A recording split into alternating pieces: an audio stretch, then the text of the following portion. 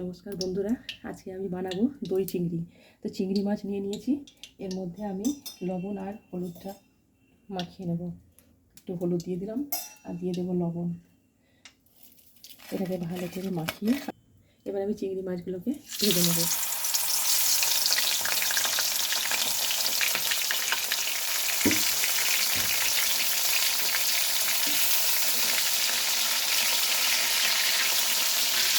চিংড়ি মাছগুলো ভাজা হয়ে গেছে, আমি এবার তুলে নেব।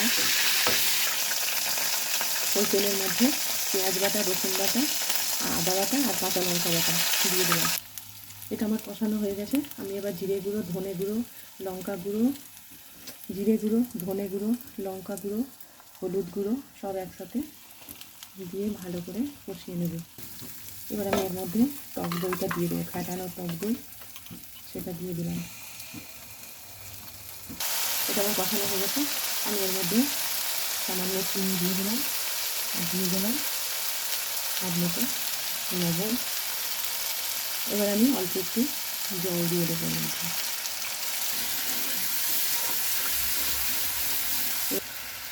এবার আমি চিংড়ি মাছ ভাজাগুলো এর মধ্যে দিয়ে দিলাম। এবার আমি গরম মশলাগুলো দিয়ে দিলাম আর দিয়ে দেবো 1 চামচ মতো ঘি। এবার আমি একটা পাত্রে এটাকে ঢেলে নেব।